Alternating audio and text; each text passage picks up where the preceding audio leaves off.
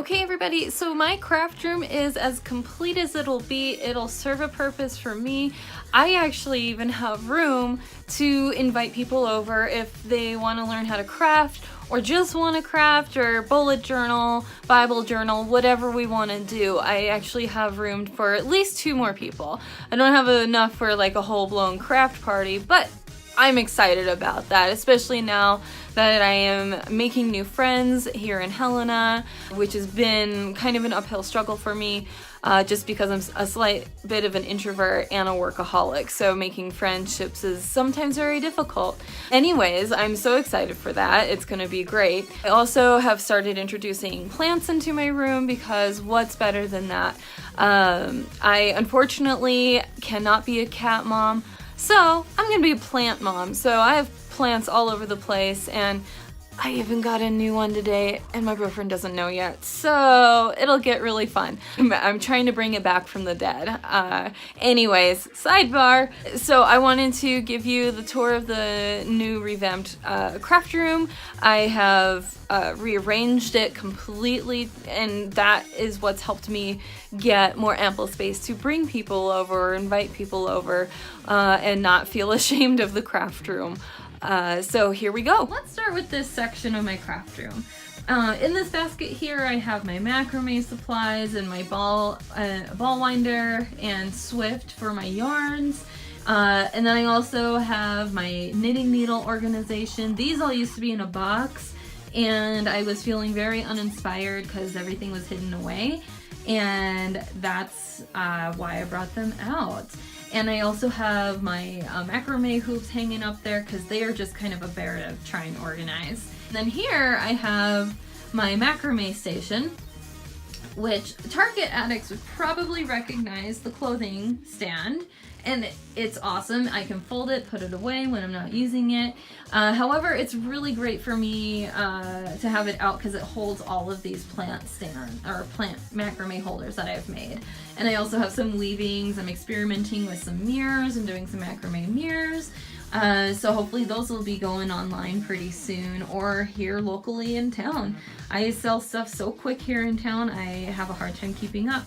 And then, as you can see, here on the wall are my finished marble port art pieces from my last YouTube video.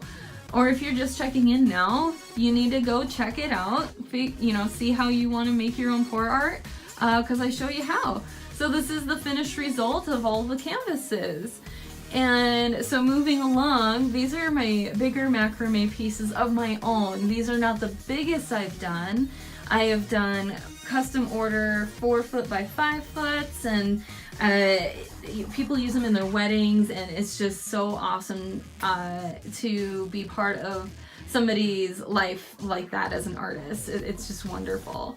So moving along again, I have a fabric wall that isn't too nuts. It's not the super most organized, but I like seeing all of my fabrics out and being inspired by all of the fibers and colors and patterns that I see. I'm also an embroidery artist, and so I have all of these embroidery hoops, which my boyfriend's aunt actually found all of these for me at a garage sale last summer for like 30 bucks.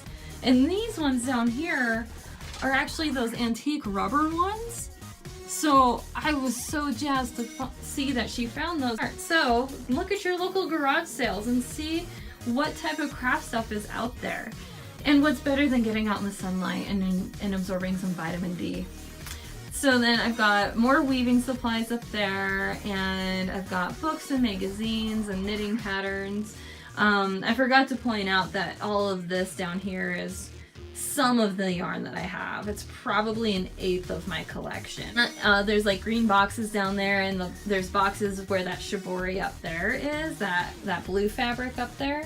Those are all glass ornaments that I'm gonna macrame for Christmas. So be tuned for that. I'm so excited. So you can see I obviously am a sewer. So I, no pun intended, this machine here is my domestic sewing machine. It is my Necky QS60. It is a great electronic machine. It doesn't do anything too fancy.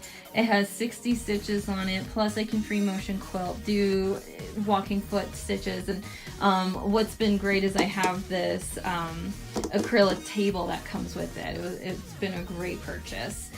And then over here I have my larger 16-inch neck artistic SD quilter, and this is for me to do or quilt bigger quilts and do free motion quilting on them. And when I mean free motion, I mean I draw everything from my head to the needle with the thread, and that's how I do all of my quilting. I rarely ever sketch anything onto a quilt top unless it's drastic or like I just need help, I'll do it. But this is the machine I use to quilt all my quilts or wall hangings, whatever, all my quilting. But I like keeping this leaf open because it gives me ample room to cut. I mean, you can see how big this mat is. It's a 24 by 22 or something like that. It's pretty massive. Sorry, just kidding. It's a 36 by 24. And then here's some of my plants. This one I'm gonna put in soil today.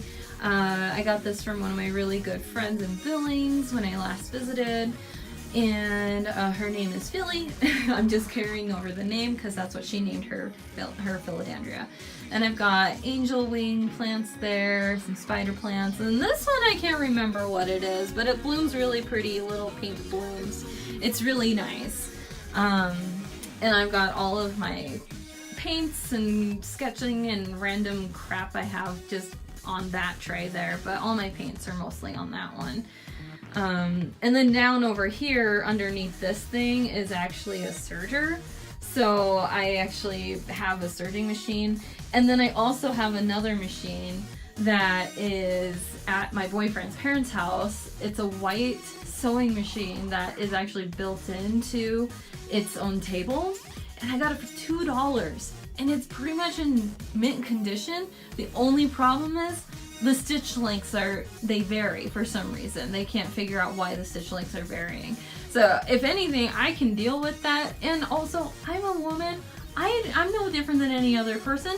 I can fix my own sewing machine, and I have before. I maintain all of these machines by myself. So anybody can fix their own sewing machine, and that's what YouTube is great for, because there's great tutorials on how to fix it. So that is what I have. And don't forget to subscribe to my YouTube channel. Put that bell on so you don't miss a thing. Follow me on Facebook if you wouldn't mind. I have a Fox and Hare Creations account with an ampersand instead of the and. And then I also have 2 Instagram accounts. 2. One for Fox and Hare Creations, just as it sounds. Can't have an ampersand because Instagram doesn't let you have an ampersand, so spell and out. I'll put it on the screen. And then I also have Bree of Montana. That is my personal side of, or personal life outside of Fox and Hare Creations. And that's where you can catch all my randomness, my adventures around the state and the United States, my small little impact I'm trying to make on the planet, which is recycling. But I wanted to, just say thank you once again. Don't forget, be whimsical, be creative, and I would love to see the types of ways I've inspired you in your life with your crafts and arts and everything about it. So thank you again. We'll talk to you later. Bye!